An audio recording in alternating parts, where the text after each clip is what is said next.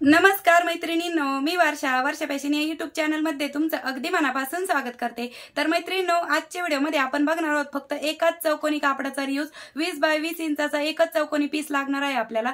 आणि त्यापासून आपण अतिशय सुंदर असं पाऊच म्हणा, मेकअप पाऊच किंवा एव्हरीडे यूज करताना तुम्ही मल्टिपल यूज करताना अशा पद्धतीचं पाऊच म्हणा किंवा बॅग म्हणू शकता, हँड बॅग, पर्स बनवत आहोत। आणि खूप सिंपल आहे। तुम्ही नक्की पहिल्यांदा जरी हा व्हिडिओ बघत असाल, म्हणजे पहिल्यांदा शिवणकाम शिकत असाल आणि हा व्हिडिओ बघून तुम्ही नक्कीच अशा पद्धतीची बॅग म्हणा, पाऊच बनवू शकता। खूप सुंदर पर्स आहे। आणि या अगोदर पण मैत्रिणींनो, मी पर्सचे खूप सारे व्हिडिओ बनवलेले आहेत, ते पण तुम्ही नसेल बघितले तर नक्की चेकआउट करा। आणि युजफुल वाटला व्हिडिओ, आवडला तर लाईक पण करत चला आणि व्हिडिओ जास्तीत जास्त शेअर पण करा। चला तर मग जास्त वेळ न घालवता आपण आपल्या आजच्या व्हिडिओला सुरुवात करूया।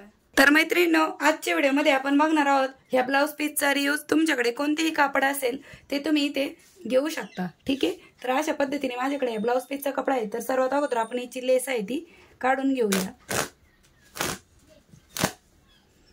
आणि त्यानंतर मी इथे एक गोणी कट करून घेतलेली आहे आणि त्याच्या खाली पण एक ब्लाउज पीस किंवा साडीचा कपडा तुम्ही टाकून घेऊ शकता अस्तरसाठी।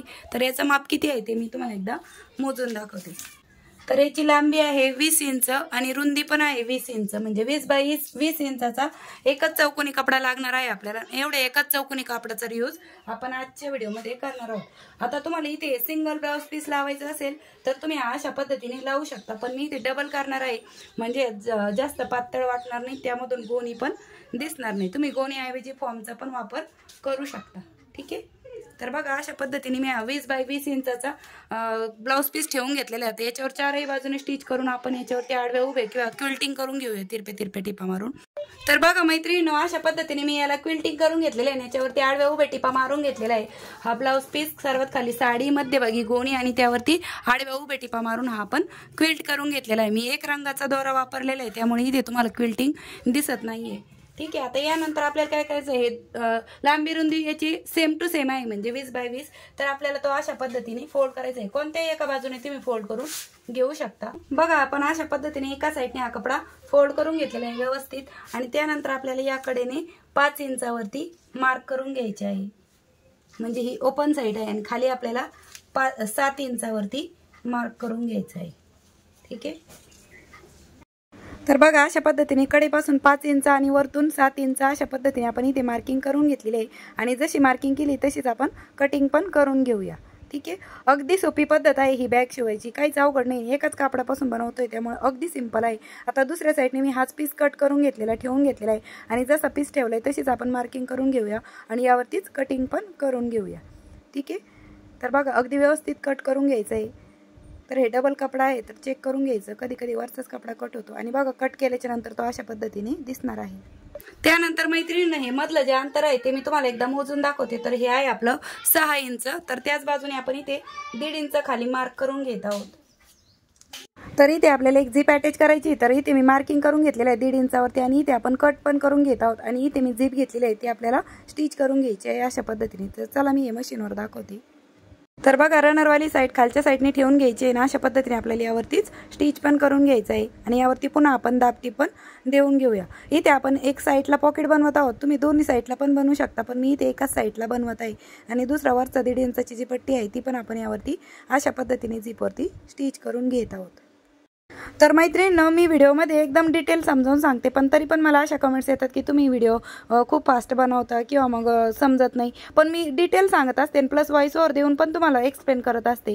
तर झीप अटॅच करून झाल्याच्या नंतर आपण इथे अस्तर घेतलेला आहे आणि हे आपण बरोबर वरती जेवढं अंतर आहे, म्हणजे साईडचं तेवढंच अंतराचं अस्तर घेतलेलं आहे कट करून, आणि बरोबर ते आपल्याला चारही बाजूने स्टिच करून घ्यायचं आहे। अशाच पद्धतीने तुम्हाला हवं असेल तर तुम्ही दुसऱ्या साईडने पण साईडला पॉकेट लावू शकता, पण मी इथे एकाच साईडने पॉकेट स्टिच करून घेतलेलं आहे। आता एक्स्ट्राचा अस्तरचा पार्ट पण मी कट करून घेत आहे, ठीक आहे। आणि बघा, अशा पद्धतीने आपलं हे साईडचं पॉकेट बनून रेडी झालेलं आहे। यानंतर मैत्रिणींनो, मी इथे रेडीमेड बेल्ट घेतलेले आहे, तुम्ही याच्याऐवजी कापडी पण बनवू शकता। तर याची लांबी मी घेतलेली आहे 17 इंच, ठीक आहे। आणि रुंदी आहे याची 1 इंच। तर तुम्ही हे गोणी मध्यभागी घालून पण ते बेल्ट तयार करून घेऊ शकता, ठीक आहे। तर दोन्ही बेल्ट आता त्यानंतर जिकडनं आपली 10 इंच आहे बाजू, तर बघा या साईडने आपली 10 इंच आहे, त्या साईडने आपण 3.5 इंचावरती मार्क करून घेत आहोत वर. तर वरच्या साईडने 3.5 इंचावरती मार्क करत आहोत आणि कडेपासून आपण 2 इंचावरती मार्क करत आहोत. इकडनं पण कडेपासून 2 इंच आणि वरतून 3.5 इंच आणि अशा पद्धतीने आपल्याला हा बेल्ट ठेवून घ्यायचा आहे आणि यावरती स्टिच करून घ्यायची आहे. ठीक आहे, चौकोनी भागावरती. तसंच सेम दुसऱ्या साईडने पण सेम त्याच पद्धतीने आपल्याला हा बेल्ट स्टिच करून घ्यायचा आहे.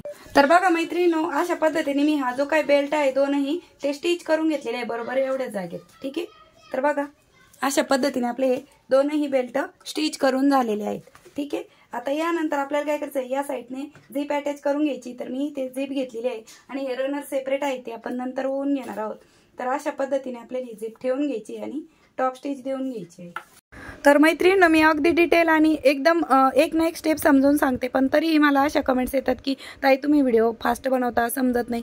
पण काही ताईंच्या अशा पण कमेंट्स येतात की तुम्ही खूप छान समजावून सांगता, पण मलाच कळत नाही की मी व्हिडिओ मोठा केला तर तुम्ही बघणार नाही आणि छोटा राहिला तर तुम्ही असं पण कमेंट करता आणि तसं पण कमेंट करता. पण मी माझ्या परीने तुम्हाला 100% चांगल्या गोष्टी आणि जेवढं मला ज्ञान देता येईल तेवढं देण्याचा प्रयत्न करत असते प्रामाणिकपणे. तर मैत्रिणींनो, दुसऱ्या साईडने पण आपण ही झिप अशा पद्धतीने स्टिच केलेली आहे आणि हिला दाब टिप देण्यासाठी आपण ही जी झिप आहे ती अशी दोन्ही साईडला ओपन करून घेत आहोत आणि नंतर त्यावरती दाब टिप पण देऊन घेणार आहोत. ठीक आहे, अगदी डिटेल माहिती सांगत आहे मी तुम्हाला शिवणकामाची. आता यानंतर आपल्याला याच्यामध्ये रनर ओवून घ्यायचं आहे. तर त्यासाठी बघा जी गोल बाजू असते त्या साईडने आपल्याला रनर ओवून घ्यायचं आहे. पण कधी कधी रनर लवकर ओवला जातो, कधी कधी वेळ पण लागतो आणि प्रॅक्टिस जरी असली तरी पण कधी कधी रनर ओवायला वेळच लागतो. तर बघा अशा पद्धतीने मी रनर ओवून घेतलेला आहे. आता एक्स्ट्राचा जो झिपचा पार्ट आहे तो आपण कट करून घेत आहोत आणि ही बॅग आहे ती आपण रॉंग साईडला टर्न करून घेऊया.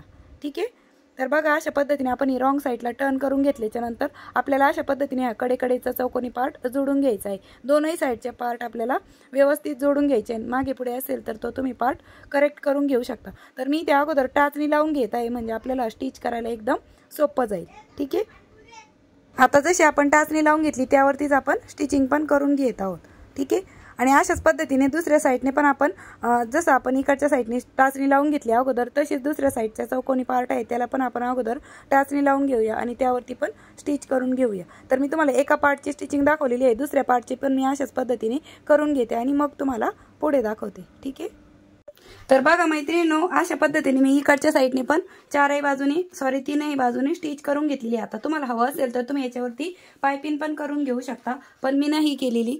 आता ही झिप ओपन करून आपण हा भाग राईट साईडला टर्न करून घेऊया. तर व्यवस्थित याचे कोणे कोपरे बाहेर काढून घ्यायचे आणि दिसायला पण अगदी सुंदर आहे आणि शिवायला पण अगदी झटपट बनवून तयार होते. जास्त वेळ पण नाही लागत आणि जास्त झंझट पण नाही, डोकं पण लावायचं नाही जास्त.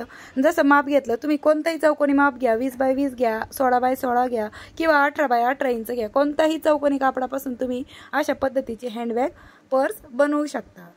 अगदी सिंपल आहे बनवणं.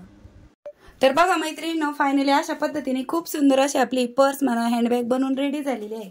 आणि बघा आतमधला स्पेस पण तुम्हाला दाखवते मी, म्हणजे जास्त छोटी पण नाही आणि जास्त मोठी पण नाही, अगदी मीडियम साईज आपली हँडबॅग पर्स बनवून रेडी झालेली आहे. त्याचबरोबर आपण इकडनं एक छोटं पॉकेट पण दिलेलं आहे.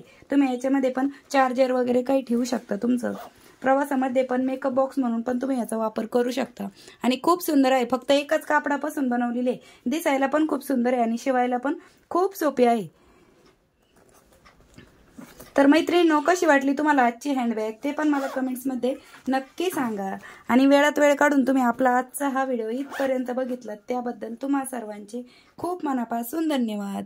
भेटूया पुन्हा नेक्स्ट व्हिडिओमध्ये. तोपर्यंत bye bye. Thanks for watching. Shri Swami Samarth. जय जिजाऊ, जय शिवराय. बघा खूप छान अशी बॉक्स टाईप तयार झालेली आहे आपली आणि गोणीमुळे पण खूप छान असा कडकपणा आलेला आहे आपल्या ह्या हँडबॅगला किंवा पर्सला. तर बघा मैत्रिणींनो, अशा पद्धतीने खूप सुंदर असं आपले पाऊच बॅग बनवून म्हणा हँडबॅग पर्स, जास्त छोटी पण नाही आणि जास्त मोठी पण नाही, मीडियम साईजची पर्स बनवून रेडी झाली आहे. बॅग पण म्हणू शकता तुम्ही याला. आणि इथे पण आपण एक छोटासा मिनी पॉकेट दिलेला आहे, याच्यामध्ये पण तुम्ही ऑदर तुमचं काही सामान वगैरे ठेवू शकता. त्याचबरोबर आतमध्ये पण खूप मोठा असा स्पेस आहे, यामध्ये भरपूर अशी जागा शिल्लक आहे. ठीक आहे, तर कसा वाटला व्हिडिओ ते पण मला कमेंट्समध्ये नक्की सांगा. आणि वेळात वेळ काढून तुम्ही आपला आजचा हा व्हिडिओ इथपर्यंत बघितलात त्याबद्दल तुम्हा सर्वांचे खूप मनापासून धन्यवाद.